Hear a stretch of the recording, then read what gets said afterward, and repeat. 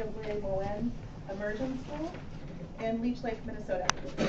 And I met Leslie, gosh now, Leslie, was that 7 years ago? Gosh, 7 years ago when, it might have been 6 years ago when Dr. Demmert had invited, well actually as Dr. Trimble was saying, I don't think I was invited. I don't think I was invited to be a part of the Coalition for Indigenous Language and Culture-Based Education. I was basically told that I was a part of the Coalition for Indigenous Language and Culture-Based Education, and I never questioned it. Of course, any of us who have worked with Dr. Demmert knew that his magical way of getting us involved was always what was best for us and our communities.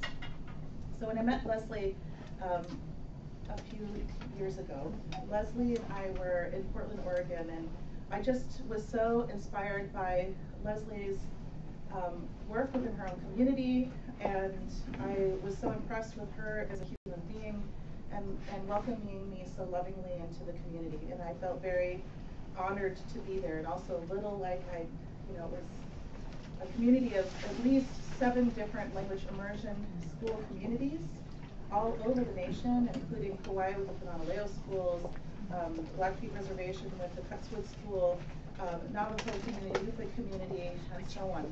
So having the warmth and welcoming from Leslie was just spectacular. Now Leslie's been doing this work for since she was born. She came from a community, and generations before, her family has been very involved in the movement to have language and culture a part of all Indigenous children, specifically for the Ojibwe community, but for all Native peoples. And Leslie was recognized, and here we couldn't go through all the honors and awards, and I know that would make Leslie feel uncomfortable because of her wonderful humility. But Leslie has been recognized by the Minnesota Indigenous Education Association as a Teacher of the Year. This last year she was recognized as the Administrator of the Year. So in 2003, with a group of extraordinary colleagues together created the Niigaane School. And they've been featured in a documentary, which I hope many of you got a chance to view. It's just spectacular, and called First Speakers, Restoring the Ojibwe Language. If you look at Cultural Survival, which is a great language website, Leslie and her school has been recognized and highlighted, as well as the National Museum of the American Indian. So Leslie's work, although she would stand up here and tell you it's no big deal, it's just what I need to do, Leslie is extraordinary. And I had the ultimate privilege this year to actually go to Niigaane. And for those of you who saw me right when I got back and I was ready to leave Western, and when one of the teachers at Niigaane said that I was a really good dishwasher, and that if I wanted a job, that I could volunteer my time as a dishwasher and work my way up to teacher, maybe if I proved myself. But I was welcomed, and I was so moved by the children. I was so moved by the educators, and I thought to myself, this is the education that all Indigenous children should be experiencing. And so I want to, with a full heart, I want to welcome Leslie, because Leslie is walking the walk, and walking a walk in the good way. And it is such an honor to have her here today. So she's going to be sharing with all of us what a day in the life of Niigaane looks like. And also, ultimately, in honor of Dr. Demmert, it's really the hope that we move forward with what we learned from Leslie today, and hopefully Demmert will see more from where he is, Native language spoken throughout the world. So, Leslie Harper, thank you so much for being here, and welcome.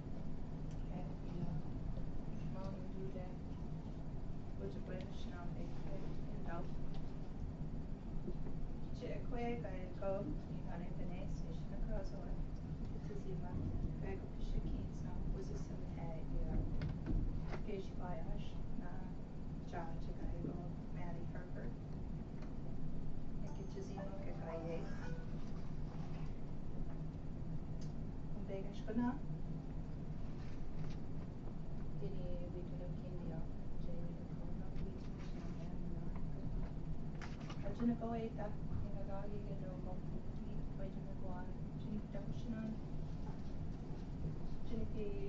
Ojibwemowin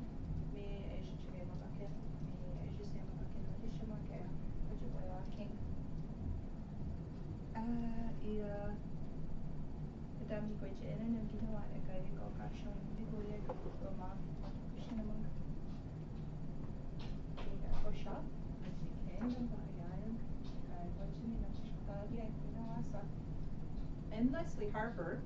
I am from Minnesota. I'm Ojibwe.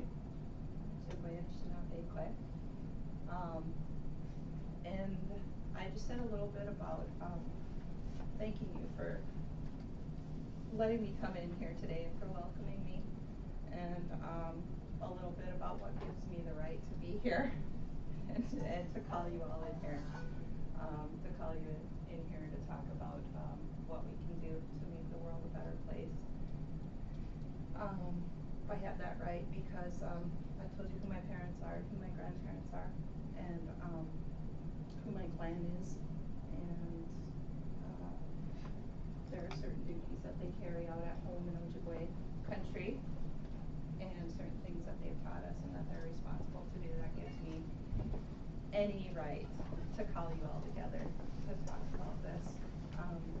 And it is strange to be so far from home, but you've all been very kind to me, and I really appreciate that.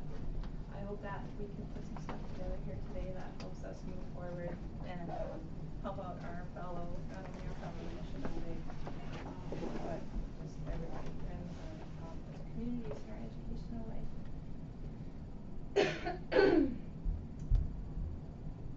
So, what does bring me here? And I'm a little teary, I'm a little emotional because this is the honoring Dr. Demmert talk. And he's near and dear to my heart. And he is someone who I've greatly admired through all of the work I've done. And he and my parents were contemporaries in early indigenizing movements at a time when our communities were just starting to explore that idea. And I didn't meet Bill until we started working on a research project about 2005 or 2006. I finally met Bill. I think I probably saw him when I was a little tiny girl, you know, lots of different things, but actually working with him and being able to spend time with him. He reminded me a lot of the people at home in my own community who've taught me about indigenizing our movements. In that, and everybody says this, and I recognized it right away. Yeah, Bill just says, and Kristen, you're gonna do this. And then Leslie, at the end of the day, you're gonna go home and you're gonna take this and you're gonna bring it back in tomorrow and we're gonna put it all together. He just does it. And he just trusts that you have enough of a base, that you have enough to contribute. And that's what Bill really gave a lot of us as he mentored us through so many of the roads that we took. Just that confidence in us, that confidence in our knowledge, that confidence in our abilities, and recognizing those gifts that each individual has, and saying this is how you contribute. And that's really similar to the way that we've conducted our language immersion movement at home. So when I did meet him in 2005, 2006, and start working with him on a research project, I recognized that right away, and I felt really comfortable immediately, and being able to just say, of course, this is what we're doing, and we're going to take care of business, and there's no question about it. When really what we're doing, you know, seems kind of radical in a lot of places. A lot of people think these ideas of self-determination and prioritizing educational initiatives looks really radical to a lot of our institutions. About 10 years ago now, it's 2013, at home in Leech Lake, we said, what are we going to do? Our Ojibwe language is disappearing. We went from let's see, a couple generations ago, almost everybody in our community spoke Ojibwe. Couple generations. Not that long ago. Really rapid cultural shift, really rapid language shift. In the year 2000, we did a community survey. Out of 10,000 enrolled band members of the Leech Lake Ojibwe Nation, about 2,500 of us live on or near our reservation. In the year 2000, we counted 212 first speakers of Ojibwe in our community, whose average age was 62 and a half years old, and there were no children learning the language in the home. That's one of the markers of critical endangerment of the language when the child generation, when it's not being passed on to the children in your nation. Since then, and we were able to enumerate every name, every birth date, every person in each of our Leech Lake communities. So we have a list of names and birth dates of Leech Lake communities where these people live. Every year we update it. Every day I read the obituaries and I cross off a name. And I cross off a name. And I cross off a name. That's the hard part. And it gets pretty grim to look at that list. All the names crossed off. And what are we doing? Are we adding any to that list? We decided that we wanted to try to add to that list. There were a couple of parents who said, I'm going to try to learn our language as an adult, because I came from, who am I, you know. English is very obviously my first language, the language of my home. We heard common stock phrases around the res, just, you know, hi, thanks, so long, you know, nicknames, a couple of teasing words for people. You know, the 10 stock phrases that every Indian kid at Leech Lake knows. So I started studying it as an adult and working my tail off. And there are a couple other folks, literally a handful of people, you know, maybe 2 handful of people who've been really working hard to learn our language and reclaim it and learn it to any high level of proficiency. So we did some community projects where we were trying to place our language in some more regular, real contexts in our community. We had Ojibwe language table gatherings once a week. Come have lunch, come have dinner. We're going to talk Ojibwe in this place for an hour.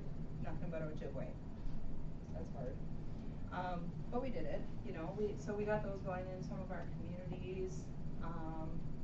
We started a few master apprentice teams in the community. Some of us were looking at language of the home, language that a mother would speak with her child. So that was an assignment for one of our master apprentice one-on-one language learning activities. Some people were very concerned about our ceremonial and our spiritual life, so that was their assignment, that they would mentor, that learner who's of our generation mentors with a first speaker from our community to learn ceremonial speech. You know, and we're very strategic. We identified within our own communities, what is it that we want? What's important to us? So these were community efforts. Where are we going to place our language? And that was cool, and we were finding it coming up a little more commonly, you know, just kind of getting this awareness of Ojibwe language usage in our communities. And some people said, we want it for real. We don't want an hour a week. We don't want 30 minutes every 2 weeks. We want a place where we can really have our language, where we can institutionalize our language, where we can have a full-blown language environment. And you have to create it. We had to create it in our community because there was no place where Ojibwe language was just happening any longer in Leech Lake. And we thought about schools, we thought about daycares, we thought about preschools, because we get kids. We have little sponges to soak up the language, and you have them for a big, concentrated amount of time. School's compulsory once they hit a certain age. Why not? And so we got a big group of stakeholders from the community together. And you know what we did to do it? We just put up flyers around town that said, do you love Ojibwemowin? Do you love the Ojibwe language? If so, come to this meeting. because we wanted to start it off on a real positive note, first off, because we have a lot of people in our community who have some pretty negative affect towards our language. Some pretty negative things have happened to them in their lives due to their affiliation with Ojibwe language, in school settings, in economic settings, unable to get a job if you're just an old bush Indian who lives out in the woods and, doesn't speak English real good.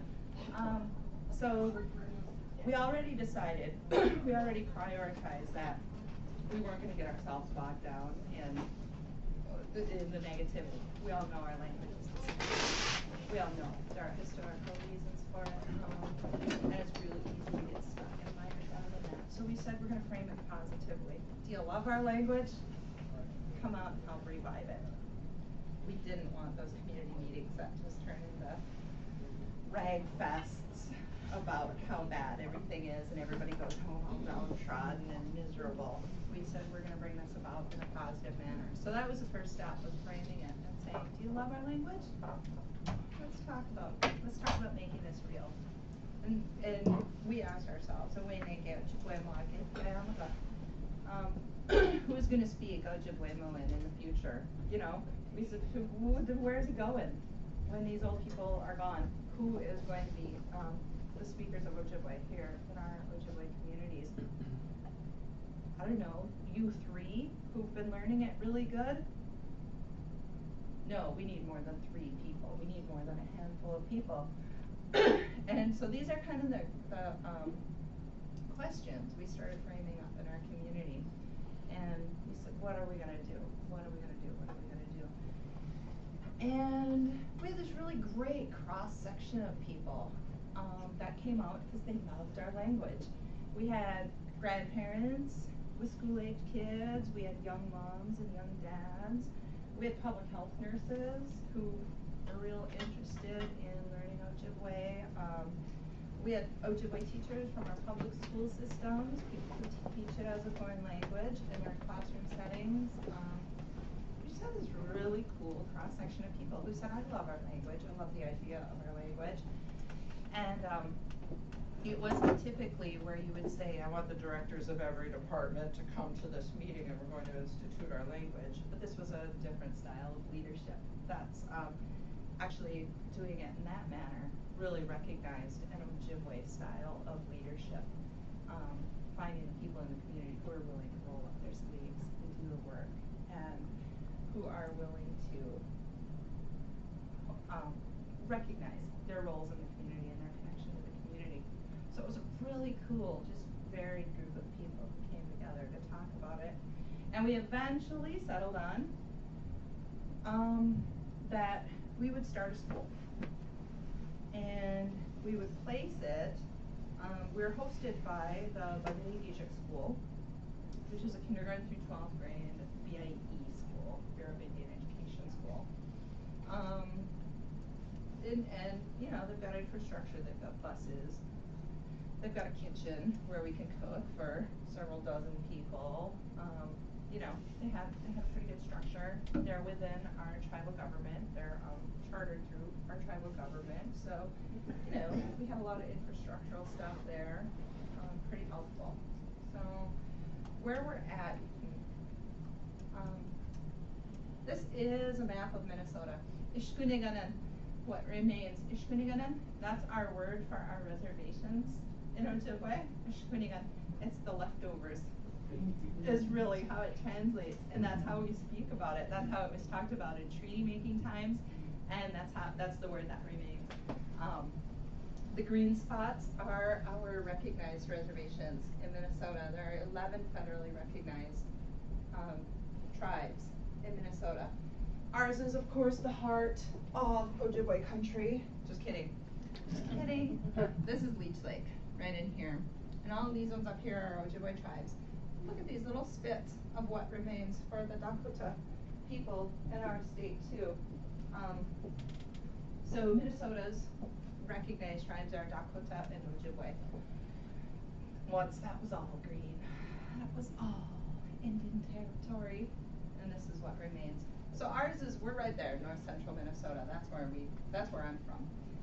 And there are snowbanks this tall at home right now. We just had another big snowstorm before I came up here.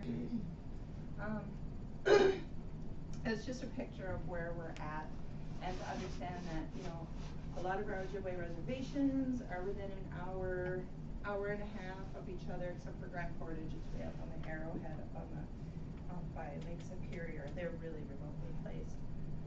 A lot of intermarriage between our reservations. A lot of our people have relatives at each of those sites. My grandparents are enrolled at White Earth and Leech Lake and Boysport. But we're all pretty close. We're all pretty close there, but we do have some pretty varying levels of Ojibwe language resources left at each of our sites. This one. What we talked about was, how do we get past that that drudgery and that bad and that low feeling that Ma Niigaane about you know, hey, my language was taken away from me. It's too hard to learn. What am I going to do? It was terrifying. It was traumatic. Yes, we recognize that was traumatic, but we can't afford any longer to sit and wallow in that trauma. We have to find a way to heal from that. And some of the exercises that we do in our community are to talk about what is your connection, because it's really easy.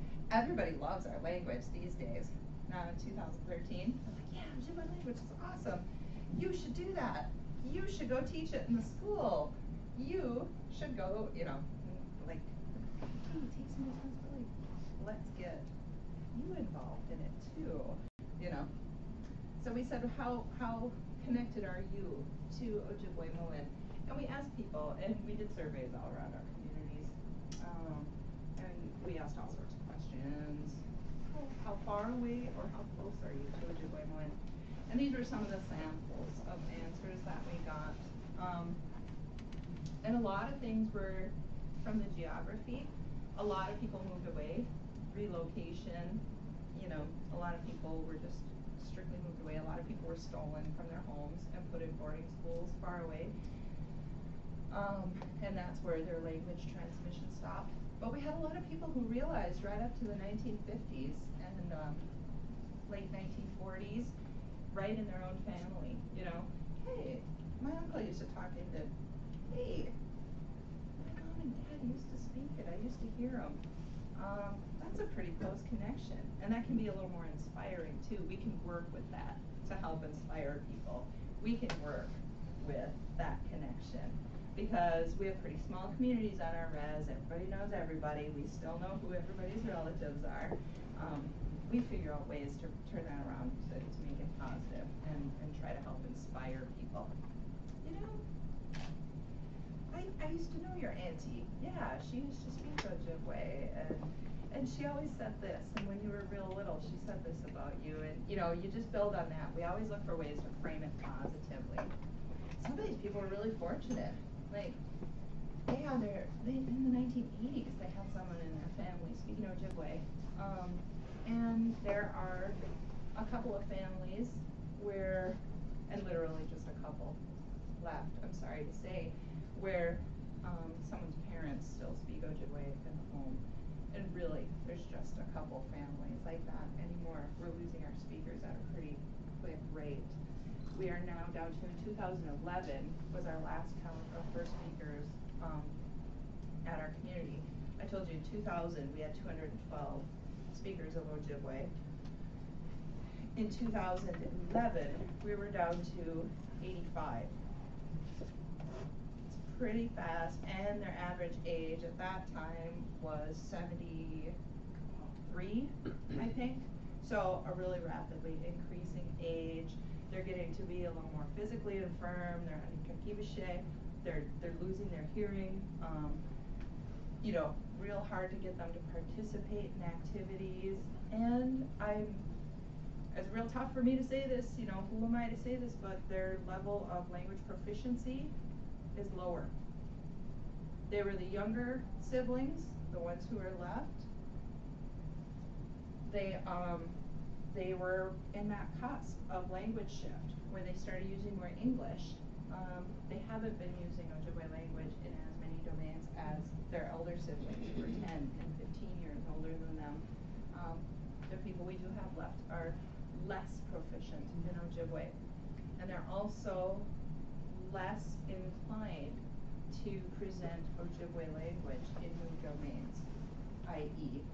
at the clinic, at a school, at a tribal government meeting. At a tribal government meeting, these people say, we never did that. Yeah, we did that. You know, so this is kind of where we're at. But Anishke, Kandamunk, what is it that we know? And always drawing on our own base of knowledge, because too many people have come into us from outside and told us how to run our institutions. What do we know as Ojibwe people? And this is really what we've built on in our community. And this is constant. We're constantly questioning ourselves when we're working on language revitalization. What do we know, for crying out loud? We know all this other prescriptive stuff from the external places doesn't work. We know that your mother language, your first language, is usually the language you go to times of high emotion,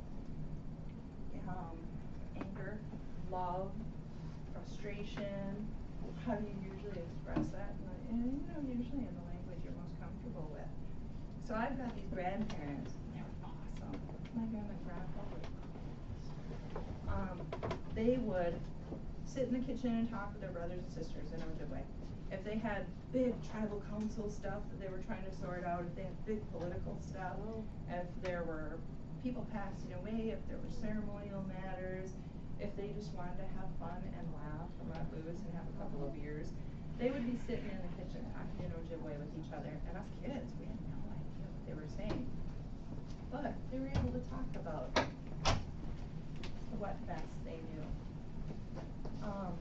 And as their siblings and their peers died off, they no longer had anyone to speak with. And we've had instances where one of our locals, one of our really great Ojibwe language teachers in our community, he had a stroke a couple of years ago. And he woke up and could not speak English anymore. It was all his Ojibwemowin. His family did not know what he was saying, his kids. His wife could understand bits of it. They called us in and said, can you come up to the hospital and help translate? We don't know what Dad is saying. That was terrifying. That was terrifying to think, gosh, I hope I understand what he said. I hope my level of proficiency is high enough to tell his family how much he loves it, you know? And Uncle has had to go through a lot of physical therapy and a lot of relearning, and you know, but that's just a terrifying situation. I don't know what my dad's saying. Oh, that's heartbreaking. This is why we do language revitalization. We also have teachings in our community that have remained. Or when you do only hear our language, they don't hear English. So in our spiritual, in our ceremonial realm, it is necessary for us to maintain our language in that domain too. And you know, that's pretty helpful. The money do a lot, our spirits do a lot to help us stay alive on this earth. I think they deserve to be spoken to in the language in which they're comfortable too. Maizananaquad, one of our elders in our community, said, our boy doesn't sing anymore. Maizananaquad, he comes from a family, their family is gifted with singing. They make songs, they sing. Oh my gosh, they're incredible, incredible. All the boys in that family make songs, and they're just amazing. And that family really takes care of that. And we have our tribal school, but we also have several public schools in all the little towns around our reservation that are mostly Native students. And at one of our early days where we were having the language table gatherings, we, one of their little boys busted out a song. He was 3 years old, he made a song. And he was just incredible, and I thought he was just the coolest little JoJo. And it was just amazing. And he hit 5 or 6 years old, and they enrolled him in the public school, got him in kindergarten.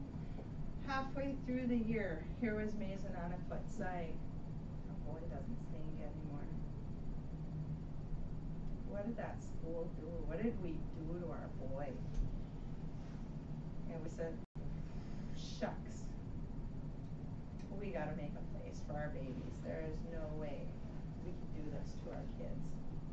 There is no way we can take these gifts away from our kids. We have to make a place where we are recognizing what's important in our communities. So what do we know?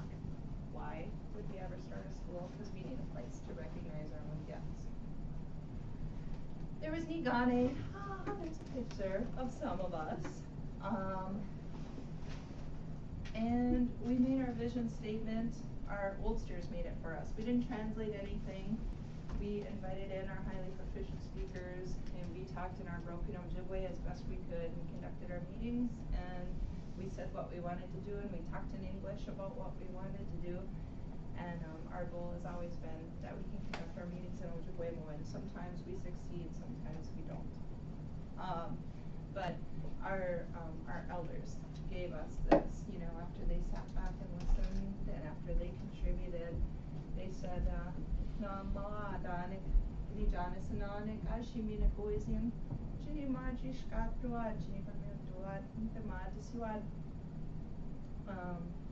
the goal of what we're doing when we come out to those, do you love Ojibwe, come to our meetings. Really the goal is to give our kids the best base and to be able to carry forward in life what we were given as Ojibwe people, all of our gifts.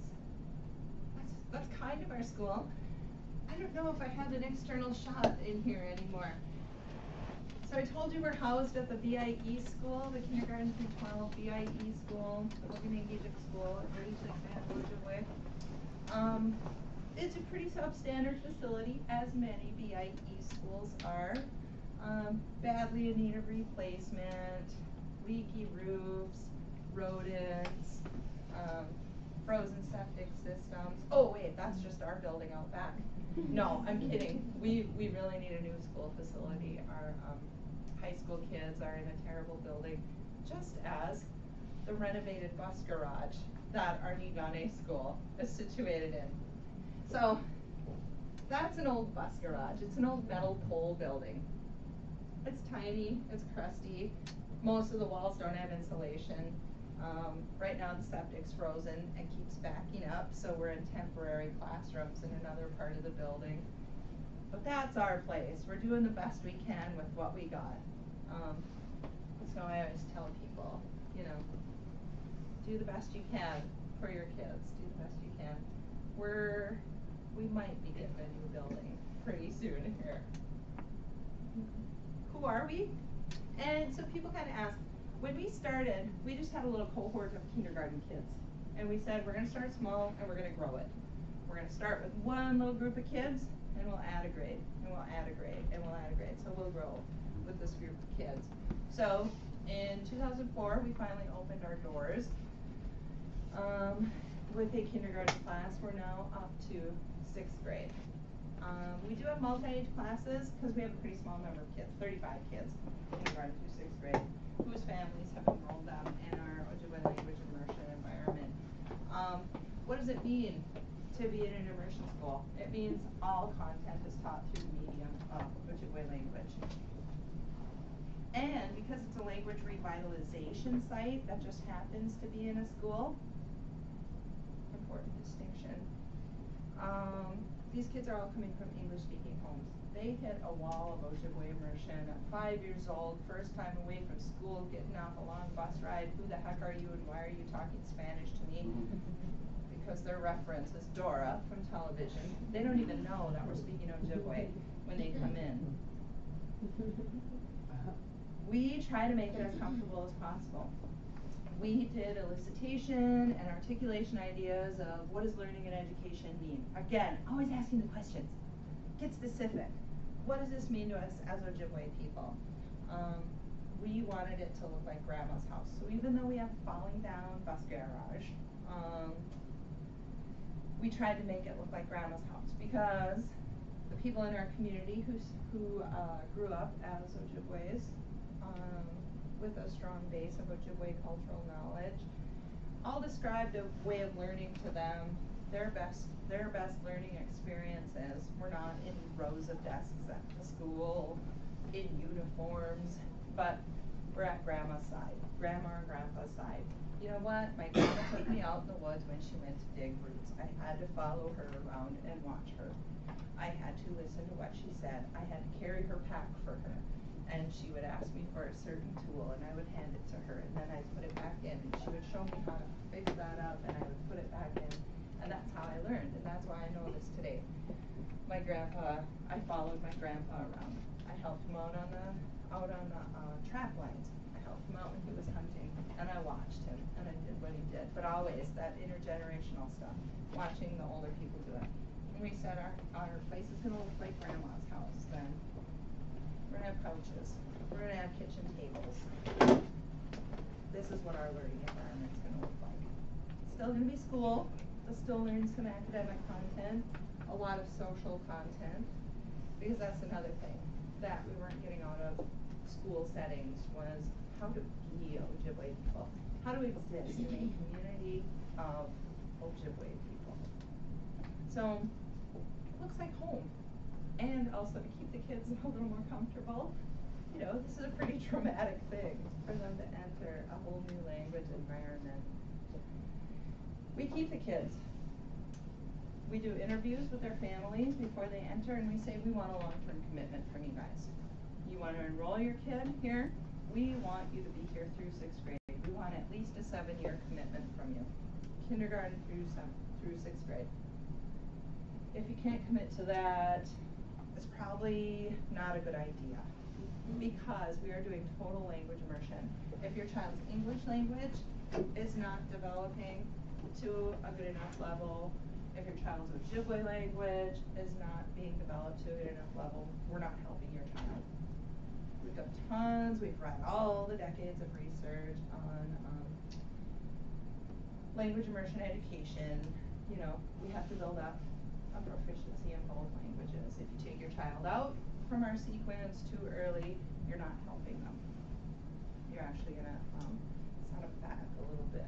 So we try to get a good commitment from the parents, and you know, who can see the future? Who knows what's gonna happen? But we really want you to come in here. And a lot of people opt out after they go through the interview process and they realize that it's not just a cute Ojibwe language class for kindergarten or something, but that it's real. And a lot of people still in our communities still don't get that you could conduct an education site in another language. English is the only language of mathematics, you know.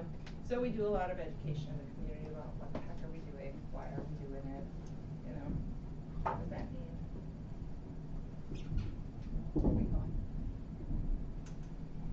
Who are we? Again, in our area we have 3 elder first speakers of Ojibwe who work with us, and they become members of teaching teams. So we have folks who are my age who are learning it as a second language as adults, who are teamed up with a first speaker of Ojibwe from our community.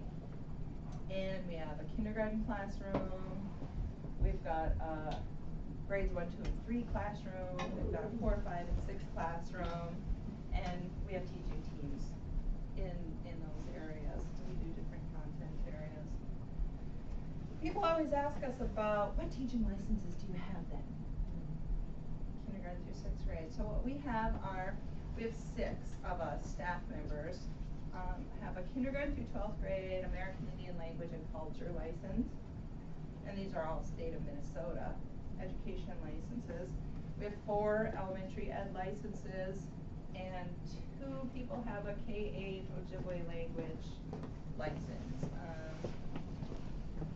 Some of these all go together. Like there's one university in Minnesota that's offering elementary ed with a K-8 certification, you know, with a K-8 Ojibwe language specialty on it. So a couple of people have taken that. This kindergarten through 12th grade Ojibwe language and culture license is a really interesting thing in Minnesota. And when we started our school, we had a bunch of people who were just gung-ho about Ojibwe language and having a new environment for Ojibwe language.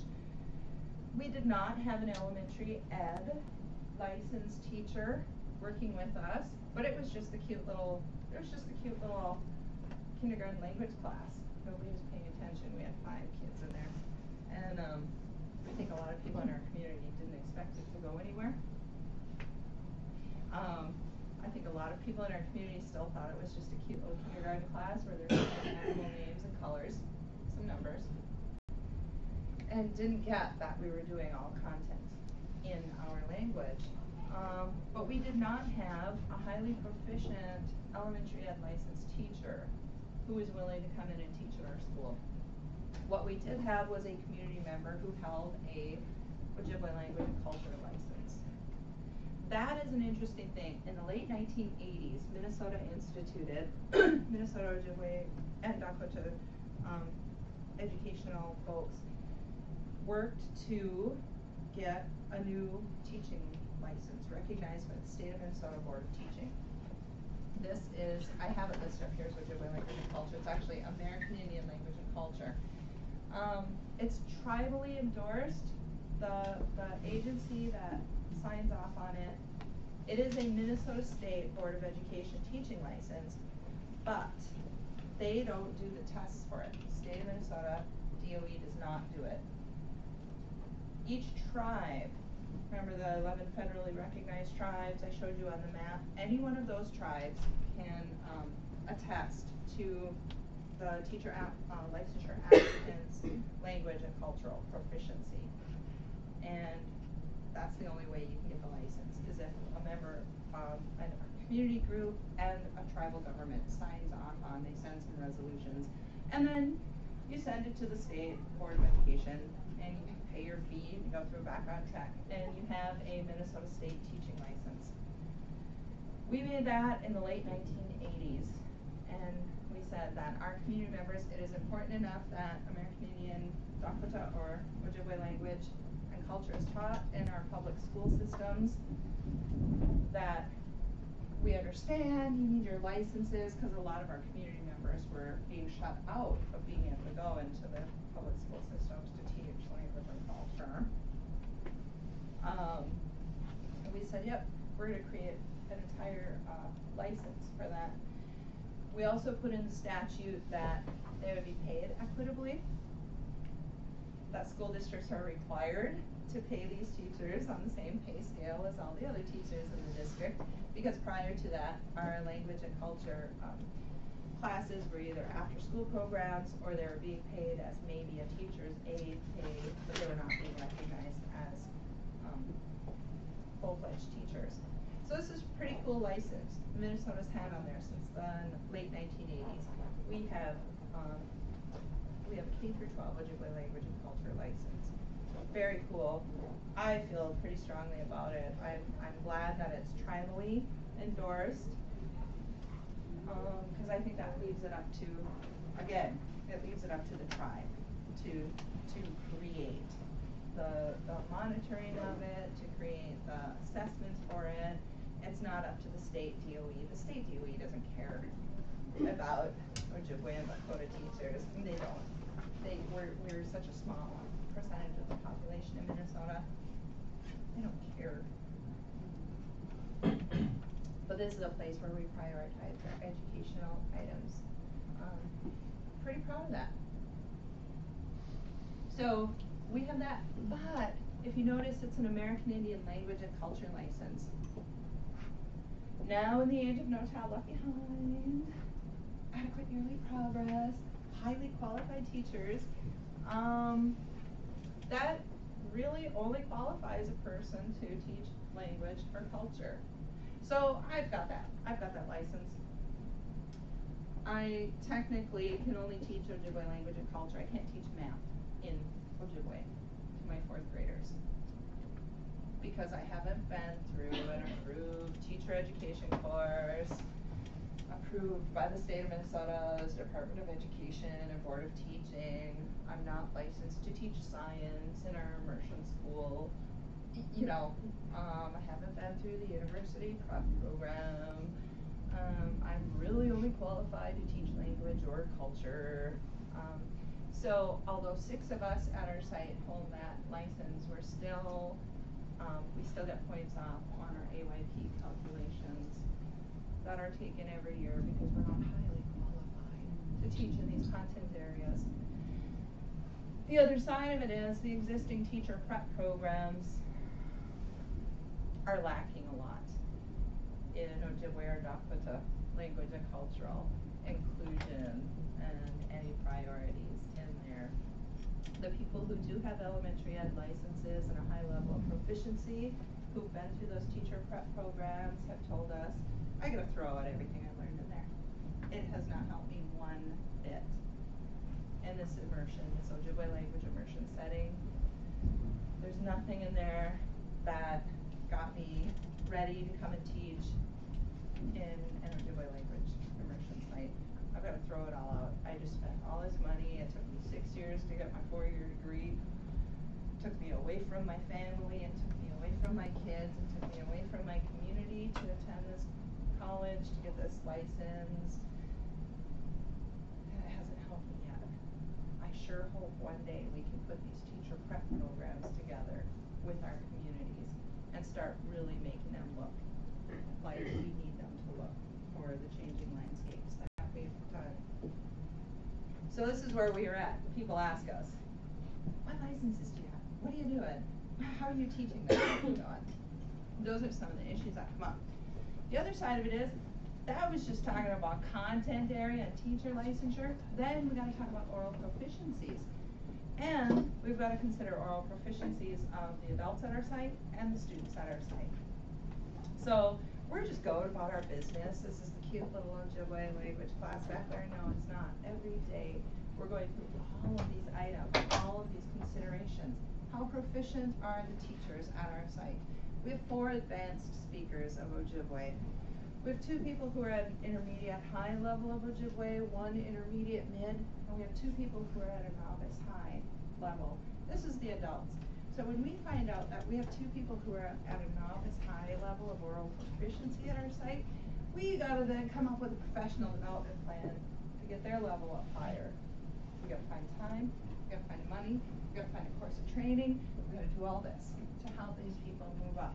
So then we say to ourselves, that's just the grown-ups. How about our kids? What's really happening with the kids?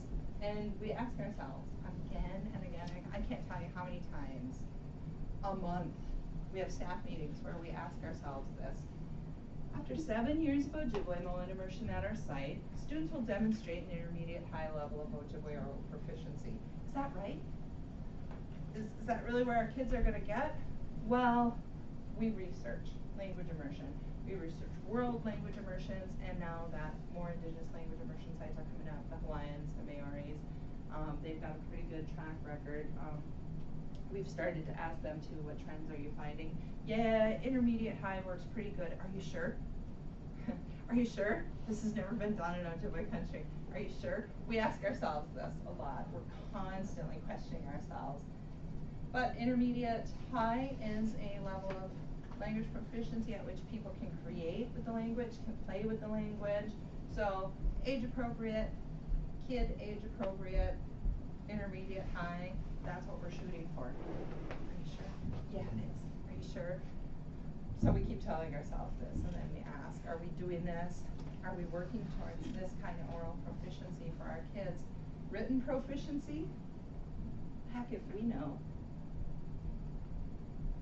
Ojibwe language was typically an oral tradition. Yeah, we've had lots of andros come in, we've had lots of outsiders come in, and you know, we've had a few different orthographies developed. People aren't always poking and prodding at us, but you know, typically it's been an oral language. We did some prioritization in our community. We decided we did want to have literacy in our kids. What orthography are we going to use? What does that look like? We've never had a school setting that was in Ojibwe language, so we don't know what the written level of proficiency is. So we develop more projects in which we explore these ideas. We write up the research questions, and we do it right in our own setting. What's it mean? What are we seeing? What are we seeing in our kids as we go along?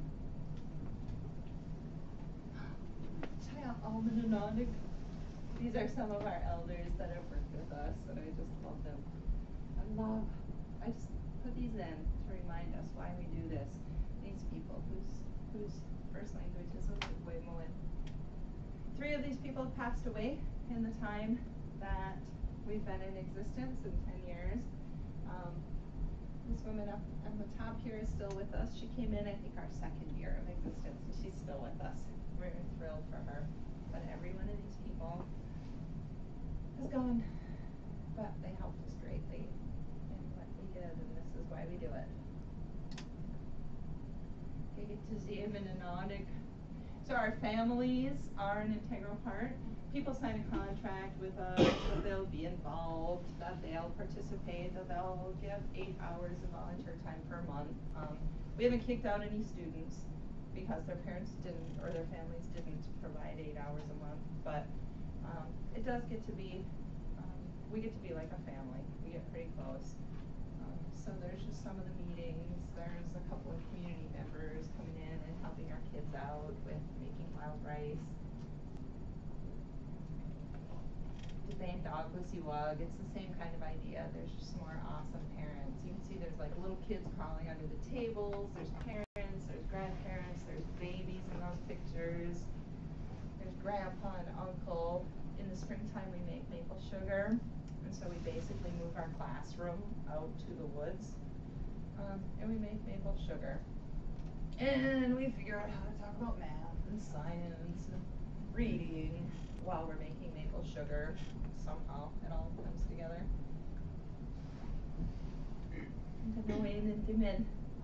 We teach about collective responsibility. We have a high level of autonomy in Ojibwe culture.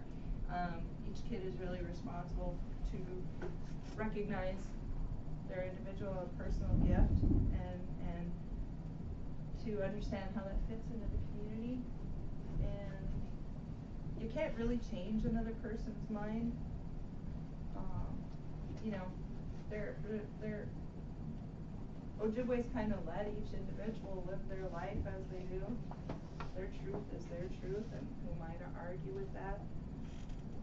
And but we do have the idea that we're all supposed to fit into the big collective somehow and contribute to it. So, since it looks like Grandma's house, we all got to clean up Grandma's house after lunch. This is the kind of learning and social learning that we do in our school. And this is all BICS language. This is all basic interpersonal communication stuff. This is giving the kids a chance to use Ojibwe in a relevant setting. This is what they'd be doing at home with their moms and dads, you know. This is Ojibwemowin they can go out in the community and use. They can go use this at the ceremonial halls because they should be helping to clean up there too, you know. So this is really relevant. And you know, a bunch of kids goof around cleaning up, but we actually have curriculum built around all of these tasks. And we have ratings and assessments for all of the language that goes along with that.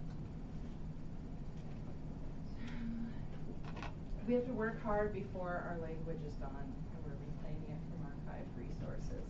Because again, where did those archived resources come from? A lot of it was external.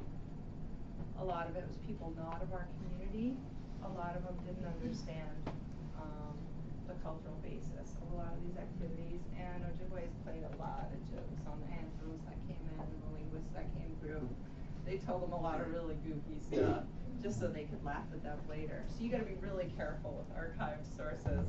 Some of it's not too accurate, and so that's some of the messages we give to our community. More. It's always questions. So when I thought about giving this talk, you know, Kristen said, we'd like to talk about your school, and what do? God, it's constant reflection. It's just constant elicitations It's going out in the communities and holding these kind of conversations. Leech Lake, we have 14 different communities spread out around our reservation. And they're kind of different, you know? There's a couple of really remote ones that are really ceremonially connected. There's a couple that got really churchified, have thrown out everything about Ojibwe culture and, you know, heavily English and really based around the church. There's some that are just real border communities. So it's constantly going out into the communities and holding these focus groups and these discussions and saying, what do you guys want? What do you guys want us to promote? What do you want here?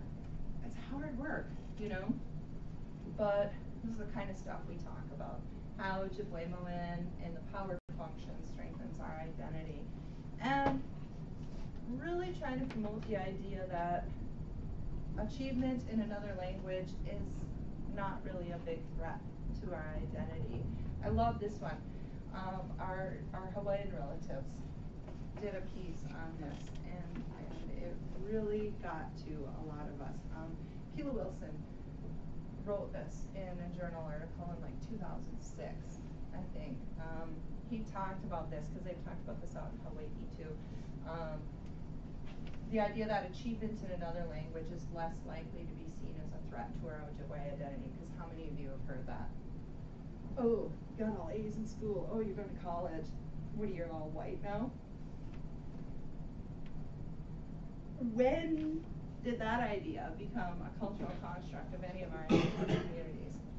That succeeding in an academic setting? Are you kidding me? Ojibwes were smart. Ojibwes were sophisticated. Ojibwes controlled the entire economy of North America for a while because we controlled the waterways. I mean, we were seriously, amazingly smart. When did that shift take place in our communities that all of a sudden succeeding in a setting makes you less Ojibwe? No way. We've always had high standards. So that's another thing we try to promote in our communities, is that we have every right to be here. We have every right to talk about this. And that markers of poverty are not necessarily markers of Ojibwe identity. Markers of success are very definitely markers of Ojibwe identity in whatever domain you decide to enter. We were always expected to hold high standards and to perform to the best that we're able to. So we're trying to bring those ideas back around. Blah, blah, blah. Research. Again, we go out into our communities and we present this stuff. We have to talk about this. Why would I enroll my kid in your school? How are they ever going to make it in the real world? How are they ever going to get into college? This is just research that's been going on for decades in the world of bilingualism and multilingualism. These sentences came from the Center for Advanced Research on Language Acquisition right in our backyard at the University of Minnesota. Some of them are really packed full of 50-cent words, so then me and my teachers, maybe the parents of our kids, go back out into those 14 communities around the reservation, then we translate these and tell, you know, people with school-age kids what these are really meaning. But I love this, you know, we know that there are a lot of brainy benefits and a lot of benefits to our hearts the more languages we learn. That we're better able to respond appropriately to the needs of others. We want to raise kids like that. I hope my kid is able to better respond to other people's needs. I hope we're raising kids who are better able to communicate with a wide variety of people. You know, I hope we're not raising shy kids. I hope we're raising confident kids who can walk into any setting and are able to communicate well, because that's what we need. We operate on so many different levels. We need to be able to communicate with a lot of different people in the world today. Multilingualism will help us get there. There is federal legislation. So I talked a little bit about NCLB and those highly qualified teachers and the difficulties we're having with that, with determining adequate yearly progress indicators. right here in Title III of No Child Left Behind, nothing shall be construed to limit the preservation or use of Native American languages. So here is the No Child Left Behind Act itself. Let's go on with this. Section 3127, another part of the No Child Left Behind Act. Nothing will mess with your civil rights, guaranteeing, your right to use your language. It's the policy of the U.S. to preserve and promote your languages. Okay, let's go on. Blah, blah, blah, blah, blah, blah, blah. Everything in here supports us. This allows exceptions to teacher certification requirements for instruction in Native American languages. How cool is that? How cool is that? Hey, who in here has ever looked? Who in here has ever looked at the ESEA? Who's read it? It's like several hundred pages long of this stuff. How many of you? My bachelor's degree, my undergrad is in public policy. I read stuff like this. To find stuff like this, so our communities can operate. This is buried in hundreds of pages of the No Child Left Behind Act. We have every right to be doing this. So how come my school is getting dinged on their calculations for adequate yearly progress? Why are we being put into restructuring, and why are we being threatened with loss of funding? Why are our Hawaiian brothers and sisters being threatened with the same? If we don't take the assessments at the end of the year, they threaten us that they're going to take our money away. Why? We have every right. We have every right within Title III of the No Child Left Behind. But we get trumped every year in favor of that Title I. That's all about assessments, and everybody's got to take the same assessment, So this is something that's really important for communities to know. You got to find the people in your community who are going to care about this. You don't want to put everybody to sleep. This is boring stuff, but it's really important. This is something that Demmert and David Bolio have always stressed with us. I can't tell you how many emails back and forth and how many discussions Demmert and Bolio and I have had about these exact things because we're working in a language immersion school. They've always worked under this, and those guys actually helped craft a lot of this language. But we need our communities to know that this exists, and that the whole No Child Left Behind Act actually contradicts itself. They go in favor of Title I and their assessments and their highly qualified teacher. Let's go to the next one. Again, encourage and support the use of Native American languages as a medium of instruction. This is all in the No Child Left Behind Act. We need our communities to take this up and to support this. Again, written in legislation, PL 109-394 is the Esther Martinez Act as it amended the Native American Languages Act in 2006. It describes Native American language nests. This was us. This was a bunch of community people who wanted to start preschools and daycares, elementary schools, and we didn't want to get harassed with the threats of having our funding taken away. We crafted this language. This is now in federal statutes, but this was us on the ground doing it. Nobody is going to do this for us, and this is how it went. Okay, what you guys are doing there with your preschools is really good. Write that up. Describe it, what you do, how many hours a year would it take to do that, and we're going to go to Washington with this. And we're going to go hold, you got to come and testify again. You got to come and testify before the Senate committee to try to get this passed. It took several years and several sessions. Finally, in 2006, it was passed. But we had to learn the language of the federal statutes. This is a little bit of, this has got Demmert's hand in it as well. And he also dragged in a few of us younger folks and said, we did it before, now we got to teach you guys how to do it. So this describes, and then like Native American language for Bible schools, that's for school-age kids.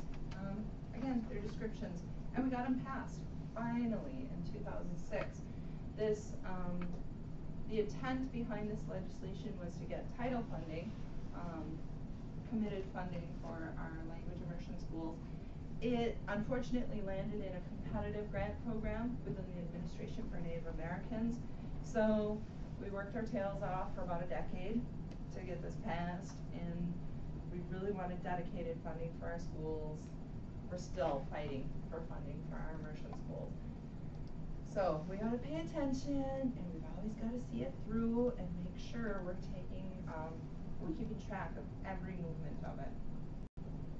But what is it that we know? Again, what do we know? It is our right and our responsibility to speak Ojibwemowin. That's what we know as Indigenous people here, and that's why we've started our school. Where are we going here?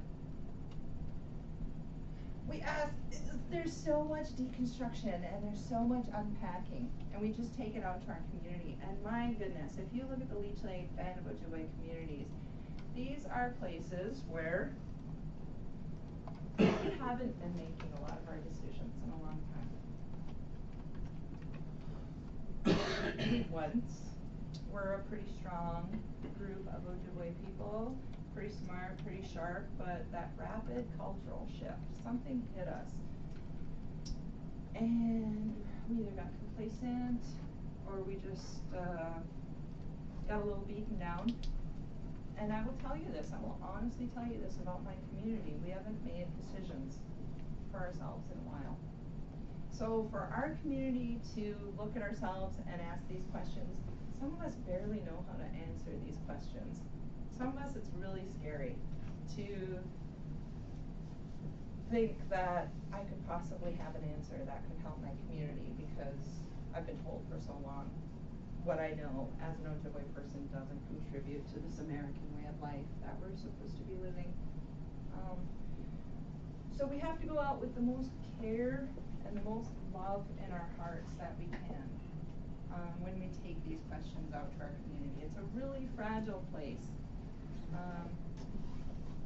And it seems really common sense, it can seem like the big, duh, palm on the forehead kind of thing, but we just have to keep deconstructing all of this stuff and taking it step by step by step. What will it take to get that done? Okay, then you go do that. Okay, then you're gonna come back in 2 weeks with this. You're gonna come back tomorrow with this. But we have to keep asking these questions. Okay, you guys, if Ojibwemowin is so great, why are we talking in English? and people in these community meetings go, I don't know. So we have to say, what will it take? And we have to facilitate these kind of discussions. So I'm not just like a principal at my school dealing with misbehaving kids and all that. We're also going out into the community and figuring out how to work with all these different groups of people, all these different generations, all these different personality types. It's community organizing 101. We talk about stakeholders, just keep going with that. And again, here's a big one. We're running out of time. Here's a big one. Language and culture is awesome. One of the most basic things that we've had to do in our community organizing too is to make sure that we're promoting Ojibwe culture. And that's another difficult honesty to come upon, is that our culture is rapidly disappearing from our lives. And we're starting to look at these pan-Indian ideas of culture. Powwow is the ultimate extent of Ojibwe cultural expression. Not really.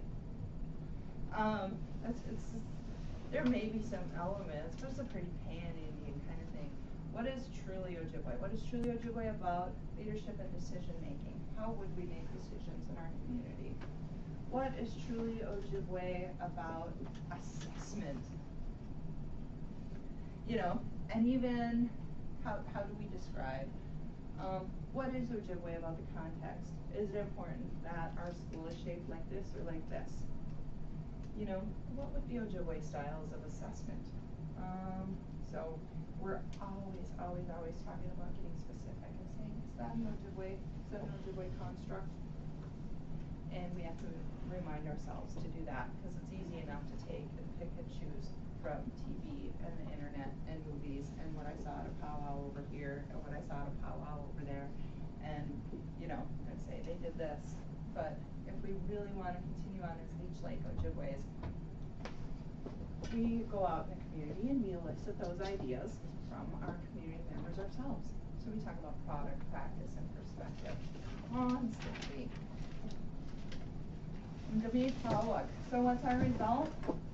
This was a quote from one of our teachers that just warms my heart. I love how he said it.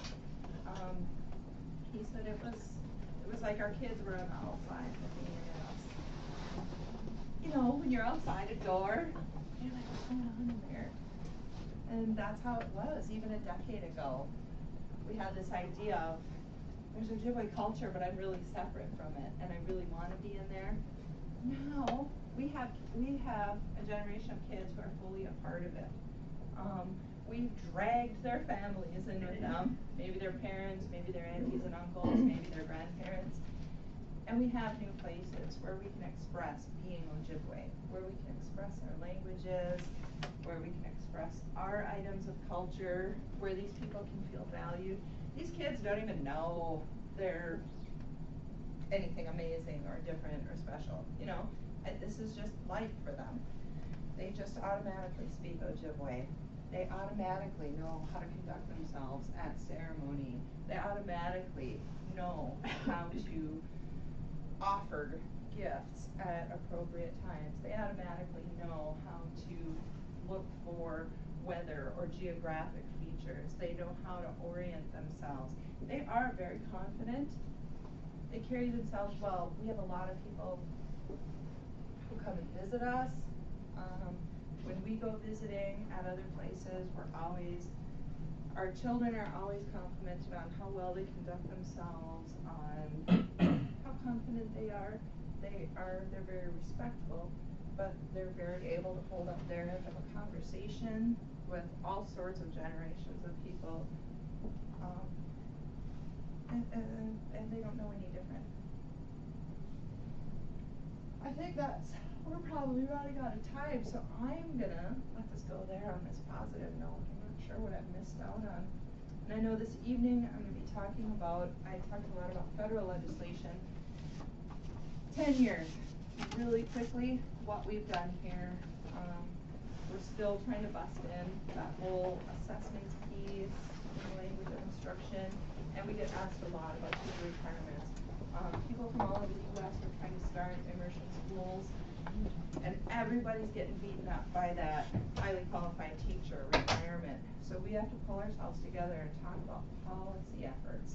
I'm going to talk a little bit this evening about what we're doing specifically in Minnesota with Dakota and Ojibwe language revitalization, because we've had some policy efforts through our state legislature come up. And so I'm going to talk a little bit about what we're doing there, which is pretty exciting, because Minnesota's been kind of coasting along. We used to be kind of some leaders in Indian education, and then we kind of fell behind. And I can say that because I'm from Minnesota. We kind of fell behind, and there's some other states moving up and doing some good stuff. So I'm kind of excited to report on a new policy effort that we're working on there. But I've been yakking for a long time, so I'll wrap it up and let you guys ask some questions. Do you treat English like an ESL class? Like they're learning English as a second language, and because I'm sure you have to provide some kind of English reading and writing language instruction. So what does that look like? We start English they get an English language arts period at 3rd grade. So we've got the kids K1 to the first 3 years are total 100% Ojibwe language immersion. In 3rd grade, they get a half an hour reading period. And they're pretty much learning the alphabet and learning the sounds. And it's a pretty quick reading class. And then in 4th, 5th, and 6th grade, they get more reading and language arts structure. And a lot of the stuff, because they're coming from, we're in America, it goes pretty quickly. And we do get into a lot of elements of language arts. We end up doing a lot of compare a lot of comparison and contrast of stuff between Ojibwe language arts and English language arts. Ojibwe language arts is freaky to teach because it's never been taught. We have no genres. We have no literature developed in our language. Yeah. So is the English instruction provided in Ojibwe though? Is that No. how it's taught? Nope. You It's don't- English language in English language medium. So you guys just switch over to English for Yep, that we've period actually and- hired an English teacher. God, I gotta raise money to hire an English teacher. But previously our host school provided the services to us, but they're too short-staffed. All of our funding for our school is externally sourced. So we run on grant projects, we run on federal programs, we run on state programs, private foundations, donations. And previously the host school provided our English language, reading and language arts teachers, but they are too short-staffed. So I went and found us more money and we hire an English teacher now. But we're able to actually tailor it a little better, and they're able to participate with us in our professional development. And they often take cues from what we're doing with the Ojibwe language now, which is really nice to actually have someone on our team. Whereas before, the host school's teacher wasn't able to use their schedule to stay on our professional development. They couldn't come in and see what we're doing with our Ojibwe language development. And, you know, they just had a boxed product that they were using with the kids. You know, this seems to be working out pretty good for us. Our kids have to take summative tests at the end of the year in math, reading, science, starting at 3rd grade. They're English language medium assessments for the state to see how well they're progressing, which we think is pretty unfair because they've never been taught in English. They haven't been taught math or science or reading in English. So to assess their content knowledge in a language that they don't really know doesn't seem right to us. Nor does it seem right to our Hawaiian relatives or our Blackfeet relatives or our Navajo relatives who are running language immersion schools. We have created our own assessments of reading and math. We've gone through all of that. We've done the validity and reliability studies as best we can. And that was some of our partnership with Western Washington, with Arizona State University, with ETS and all those guys. We've done that at our sites. That's another exciting thing is, what the heck? We have to have some kind of accountability measures. Holy cats, this is some sophisticated stuff we're doing. This is no joke, folks. You know, we're really doing this. We know we're accountable. And we've had to say, what are our measures of accountability? What are our measures of success?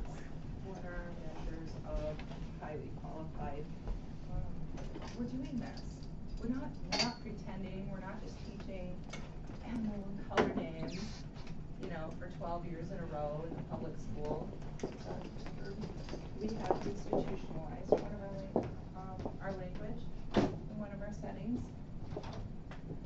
And we've also made it look Ojibwe. We don't just translate items either, because that's not an Ojibwe culture base necessarily. So a lot of this, it's always what is Ojibwe about this? What would an Ojibwe creation of this look like? Can I ask you a question about, not exactly sure how to frame this, but you were saying what is a Ojibwe construct, or how do you know? Good question. Does your epistemology of your language tell you that, and how do you line up that, because culture changes so fast? I mean, I don't know how to frame that question, but. No, it's an important question. It's the same thing that we're going through too. That's the same darn thing we go through. We've had, about a decade, maybe 15. I suppose I've been doing this for about 15 or 16 years now working on language revitalization of some sort in our community. And before that, there was another crew, the first wave crew was doing it for about another 7 to 10 years before that, trying to get some language and culture revitalization stuff, and just always elicitation projects. Rereading the old archive sources and saying, how accurate is this in your estimation? And even 10 years ago, 15 years ago, we had some pretty knowledgeable folks, pretty cultural knowledgeable folks, you know, who grew up out in the woods and grew up living that life, not very unchanged from 100 years ago. I mean, and that quickly, our communities have shifted. You know, even 10, 15 years ago, we had folks who were still living their lives like that. So they're pretty trustworthy, pretty accurate, but again, lots of compare and contrasts and lots of check-ins. How accurate is this? How would you describe this? How would you describe this? Yeah. Explorations of our language, just like you were saying. What does this word sound like? What is this word when we're getting down to it? How do we use this word, and how do we treat it, and how do we treat this concept? You know, lots of deconstruction. That's a good question. Thank you. What resources have you been using for your research or the foundation of your guys'? Pardon? What, like the foundation of your guys' school, what research and like resources you've been using? I love the Carla Institute in Minnesota because they're right in our backyard. They're really great people. It's a Title what 5? It's a language center, Center for Advanced Research on Language Acquisition. Carla, CARLA. They are really great resources. They're like a world-class language resource center. They offer summer institutes for educators, but they're just really awesome. We started just kind of checking them out and saying, what do you know about immersion? And a lot of the stuff we were finding was about like world languages, and not endangered languages. And they were really helpful to us though, and now we've become kind of partners with them. And they actually want to start an Indigenous language revitalization research track within their organization, where a lot of other researchers aren't paying attention to it yet because we're such small numbers. So they've been really supportive to us. A lot of Cal stuff, Creed, we love Creed in Berkeley. Roland Tharp and the gang, just smart stuff, you know, about social aspects of learning. So much of it is about social aspects and situating culture in a classroom, in an institutional setting.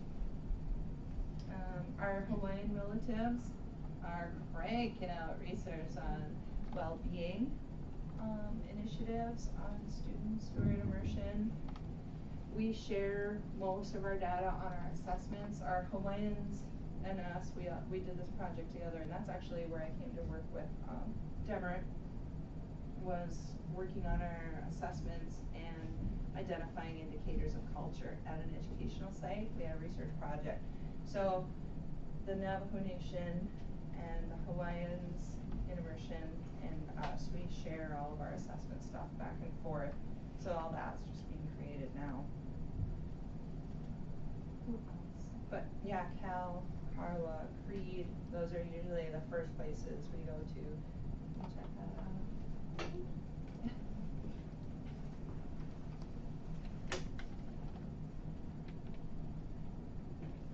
Are any of your resources available to other Native communities?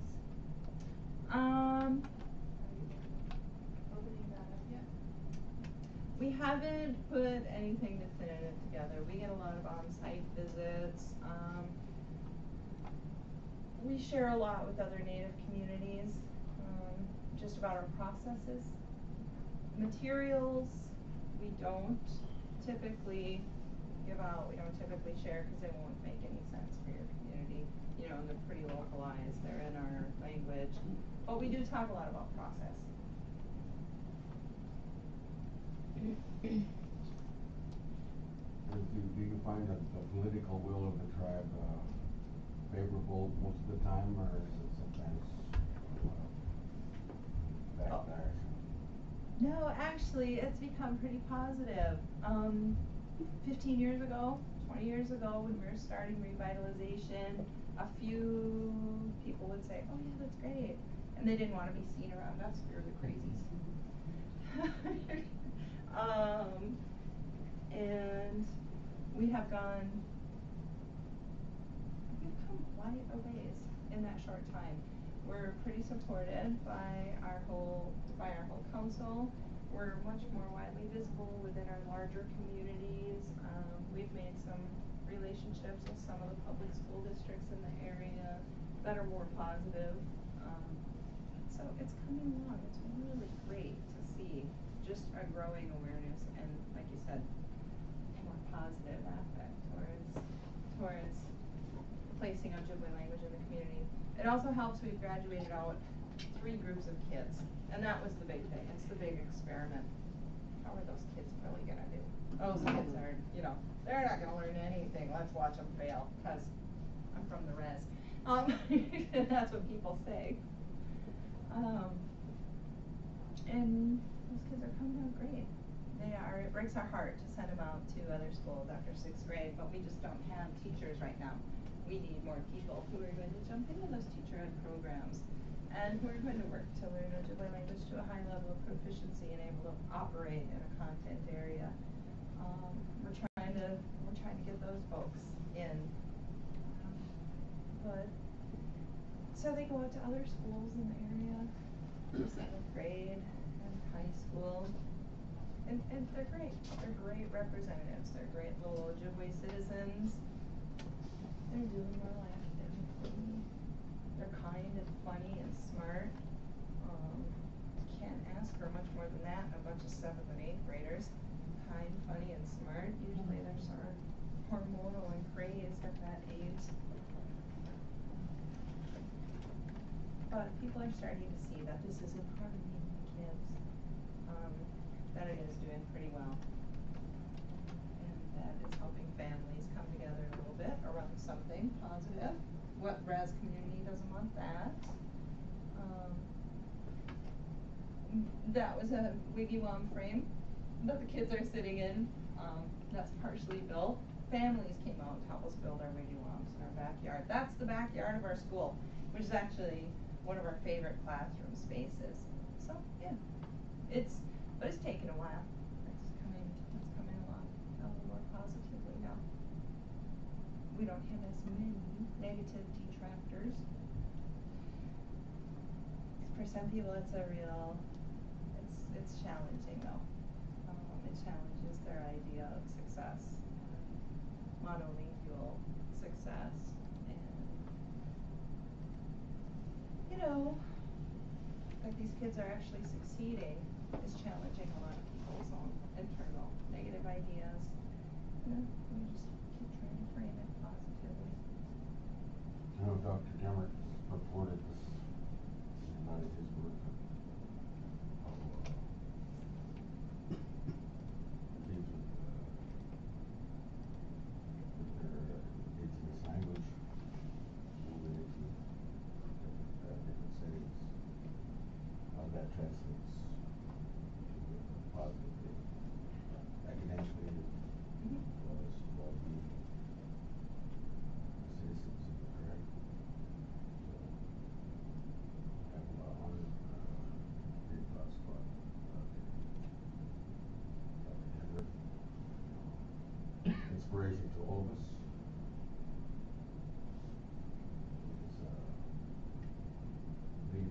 It's taken root not only in our community but other communities in this area. Of course, she's been struggling for years, and I can see in the past 10 years there's traction. Yeah. Met with results. But it's like with counselors.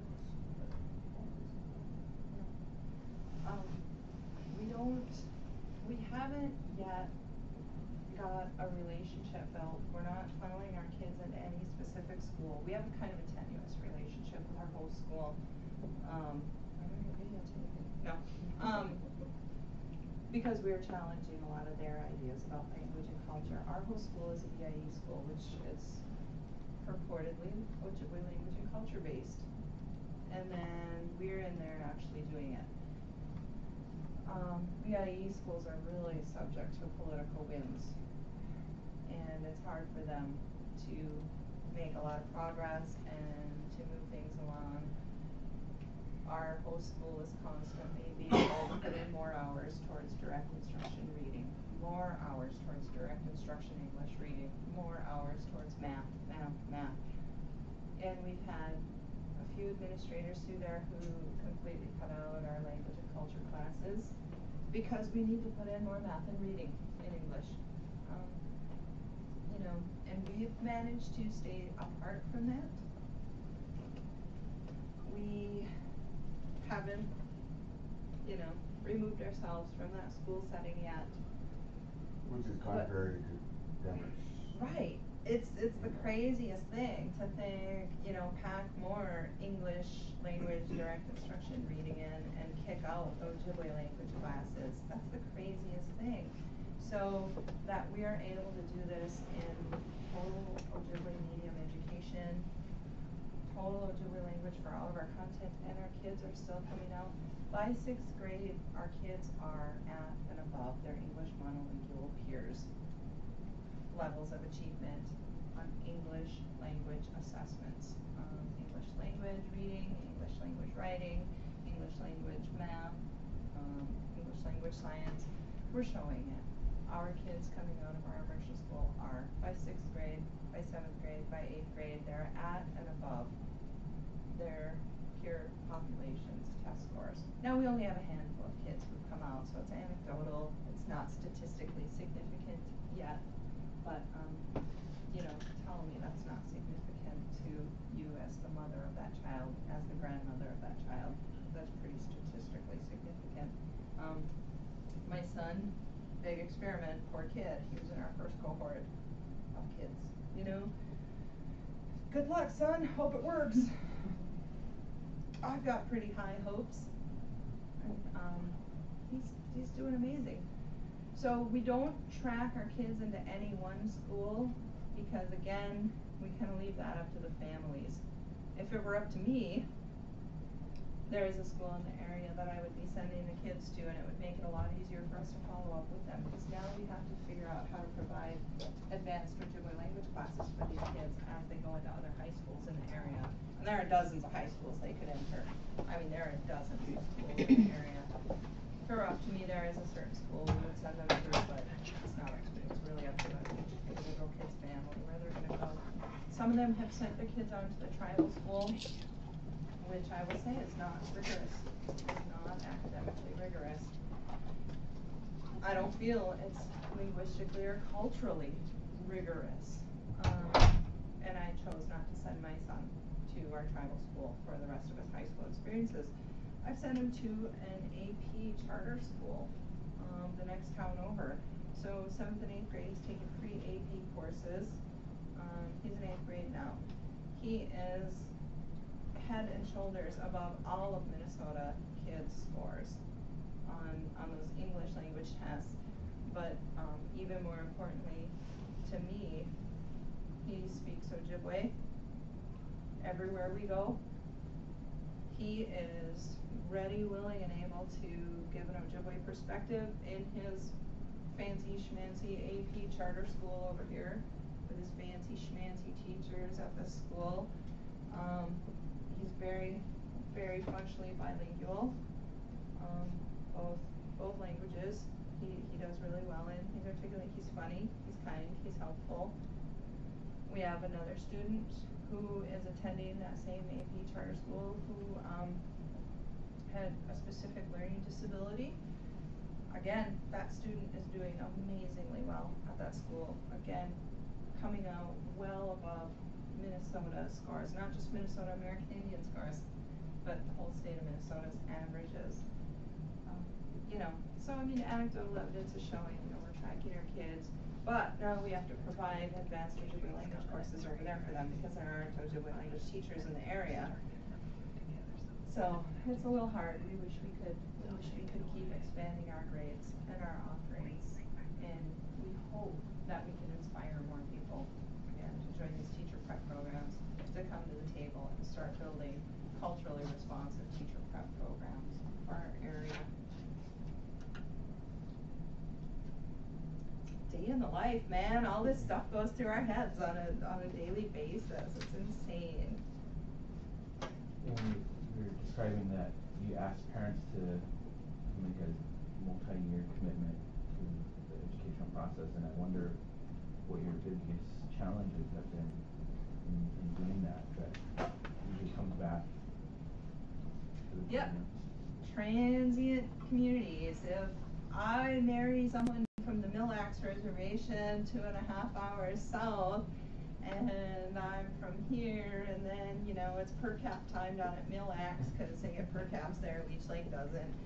And, you know, their whole family is down there taking part in ceremonies, and I want to go down there for a while because it's more fun. Then my kids go with me, or, you know, I want to move to the cities because it's pretty boring being up here on the res. I want to move 4 hours south and go live in Minneapolis because it's more fun there, and there's more stuff to do there. They got better schools there. You know, we have a pretty transient population. Shoot, man. Somebody's kid gets in trouble in the public school district, they transfer them out to the res school. Then they get in trouble at the res school, they transfer them out to another public school. I mean, you know, it really does happen. And we say, if you take your child out and you want to bring them back in, you get one chance to re-enroll. You have to come before our whole parent committee, you have to come before our whole elders committee, and you have to say, this is what my commitment is. It's hard to get jobs on the Leech Lake Reservation. We're in north central Minnesota, middle of nowhere. You know, okay, Highway 2 passes through us. I mean, it is hard to get a job up there. So a lot of times people need to take a job. You have to be really committed to staying in the area. On the other hand, you know, we've got some economic incentive to stay in the area now. I told you we have all these grant projects and all these things that we do. Everything that we do becomes a project. Everything that we think about and we bring up in an after-school staff meeting, like, that's somebody's PhD project. That's somebody's EDD project right there. Hey, isn't that girl in that master's program over there? Is she investigating that? We're like, wow, we are just one big ball of research questions and projects, but we can have these elicitation and interview projects going on in the community. Let's teach people how to do that, how to community organize. If we are, the Leech Lake Band of Ojibwe passed a resolution that Ojibwe language is now the official language of our tribal government. That's pretty cool. Our school site is the only place that requires a demonstration of language proficiency. Our Niigaane school is still the only place that requires a language proficiency demonstration as a condition of employment. So if you want to work with us, we will have a level of proficiency described in a job description, and we have an oral language proficiency interview, and you get ranked and you get rated, and it, you know, it is a qualifying factor in employment. We're still the only people on the entire Leech Lake tribal government who do that, but you know, hopefully it spreads out to some other departments. But yeah, it is, you know, saying make a commitment to being in our community and building our community. That alone is kind of a transformative idea that you don't have to leave the res to live a life. Rather, let's see what we can build here. That's what my parents' generation always said. That was something my parents worked towards, was we've got too much of this brain drain, we've got too much of this saying you gotta leave here to be successful. Let's make this place, it's beautiful there. It's pine forest, just like this. Who would wanna leave? It's gorgeous there. So let's try to make it better. Let's try to make it look like us.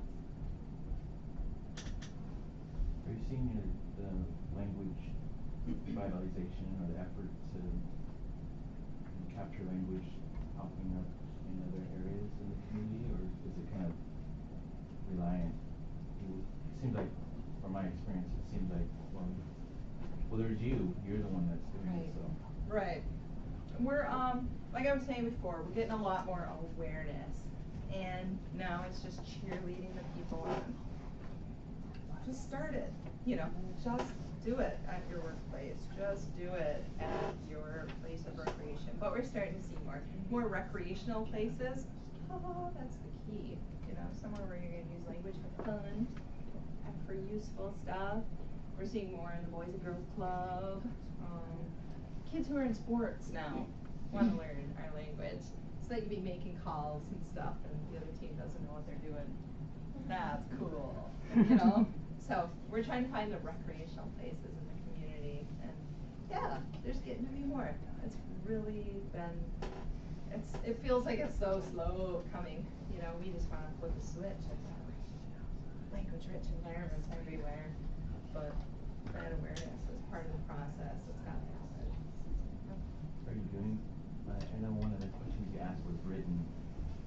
It just said written question mark, and I wonder, are you open to that idea of having visual representation of language in the community? Love it. Do you have done parts of that? Or? In Bemidji, the next town over, there's Bemidji State University. Bemidji State University recently did a lot of bilingual signage in their school, so that's been getting a lot of press lately and stuff. It's awesome. It's really cool to see. The Bemidji Area Race Relations Council did a signage project in that town, because typically they need some work on their race relations. They're in the center of 3 of our reses, Red Lake, Leech Lake, and White Earth. And that's like the commerce center. That's got the Walmart and the grocery stores. So they've got 3 captive populations that are coming there spending a lot of money, and typically race relations have not been rosy.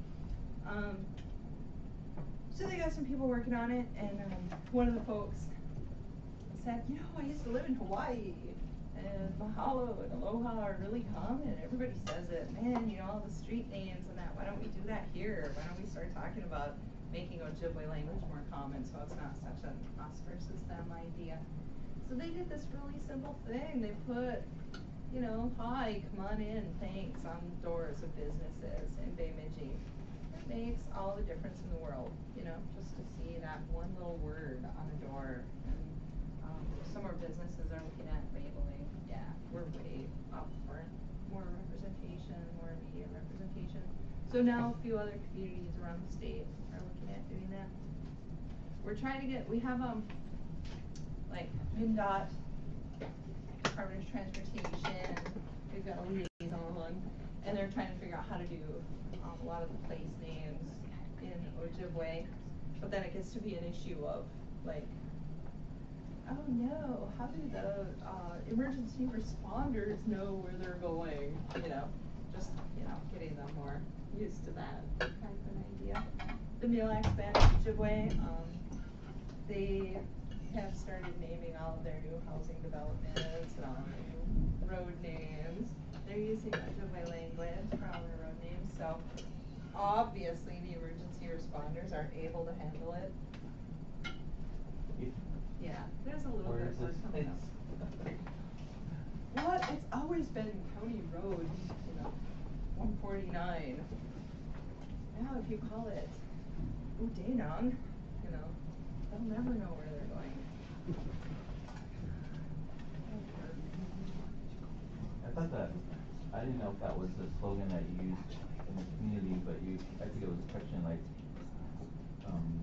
why do you like our language, or what is it that you like our, I don't remember the question.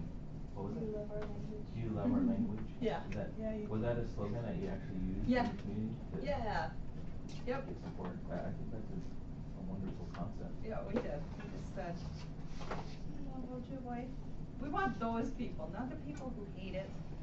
Man, that's gonna take a lot of your energy out. And that was one of my favorite things ever, you know. Daryl Kipp has been one of our best friends through all this. He and his community members have done a lot of really successful stuff out of rural Montana.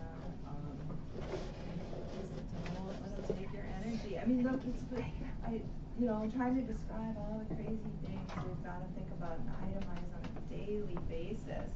You know, if we were monolingual English educators, we would be the best darn educators in the entire state. Our kids, we would have this elite academy for the amount of work that my staff people put in, the amount of work that our community people put in, our community volunteers. We'd be like the most elite, best trained people because of all the things that we think about on a daily basis, you know. And it's really draining. There's a lot of danger burnout. You know, so we're always trying to find ways to celebrate, to say where is my energy best directed. There are only finite amounts of energy we have in us. We're gonna get hit by the flu bug. These kids are germ factories. We're indoors 6 months out of the year in winter. With bunch of snot-nosed kids. No, we have to keep our energy up and figure out where best to place it. So that was it. Is that the form that you use? And how did you come about the form? Like, did you use that looks like phonetic. Oh, the orthography? Yeah. There's a bunch of random orthographies from just different people who came through, and it just depended on if they were French linguists or Jesuits, or if they were Catholics, or if they were German, or if they were Scottish, or whoever. There's dozens of different orthographies over the years. In the 70s, this linguist, Piero, came up with an orthography using the Roman alphabet.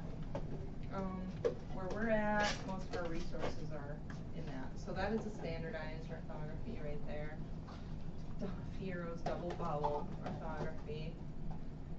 And it just uses all the characters on the keyboard. We decided our community prioritized that. There's syllabics, and a lot of the Cree communities farther north use the syllabics, and some of the Ojibwe communities in between us and Cree country are use the syllabics orthography, but we don't have a lot of resources. Where we're at on the southern band of that, this is pretty consistent. And the resources that people are putting out today use this one. Developed in the 70s. It was easy, it was consistent. Easy is crucial. Yes, yes. And what is writing for? But communication, you know, between other people. If it was just for me writing notes for myself, I could make up my own. This symbol sounds like this, and you know, it could be whatever, but I have to make sure Kristen understands it. If it's something that, if it's a record, I want to read for her. Leslie, I feel really honored to be in this room because I see several Native educators here and upcoming Native graduates, plus 2 fluent Native speakers, and also faculty members from our tribal college. So I think this is a really, and also graduate students studying Indigenous education. So I feel really fortunate to be in this room, and if you had any 1 or 2 words of how to bring this to the next level.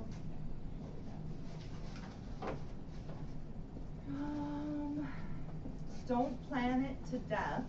There is an element of, at the end of every day when we have our staff briefings, we go, God, what were we thinking? Why did we do this? This is so hard. Every day. And then somebody makes a joke and you know, we go on with it the next day. And that's how we started. Daryl Kipp said, oh my God, just start your school already, quit talking about it. And we realized that's all we've been doing for a few years, was talking about it.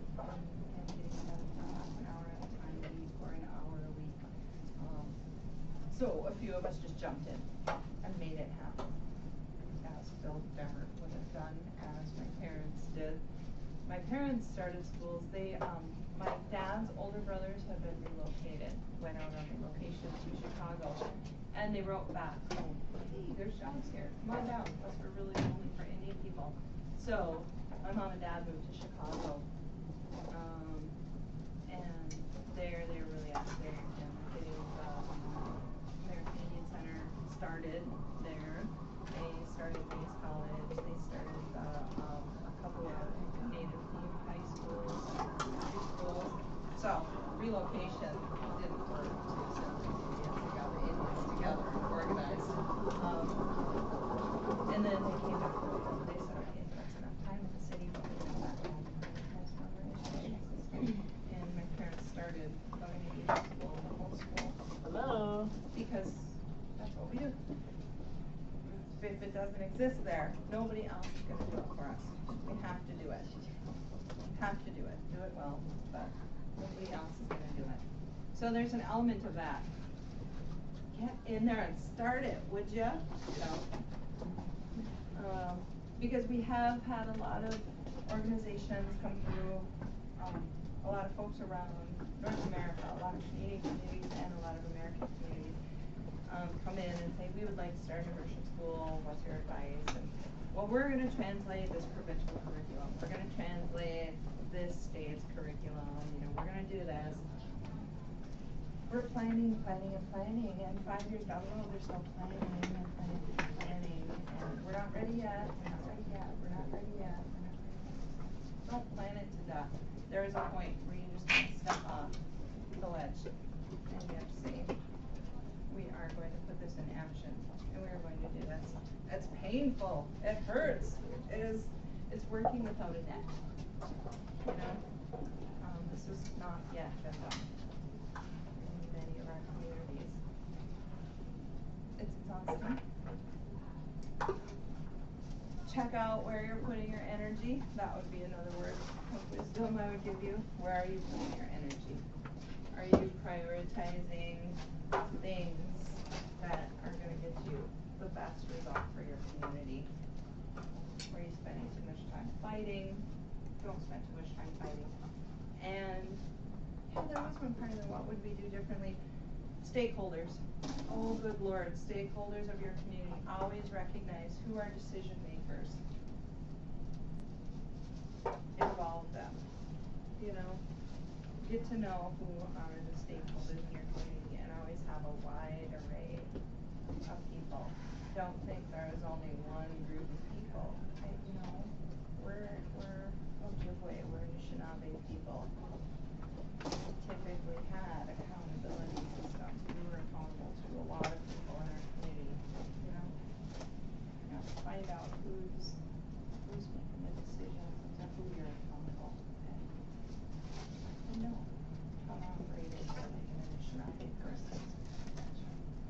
I would say, don't plan it to death. Keep stakeholders involved. It can become really insular. I really worry about that a lot because people go, that's Leslie Harper School. It's not. It is not.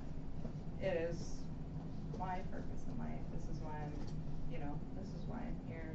It gives me a meaningful thing to do with my days and my nights and my weekends.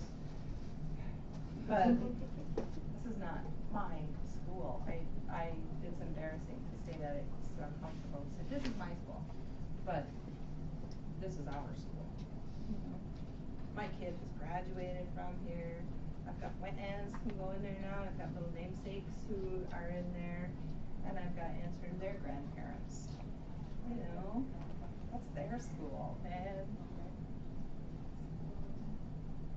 always keep the stakeholders involved. That was like the best, and I couldn't agree more with the folks that are here and the folks that you brought. So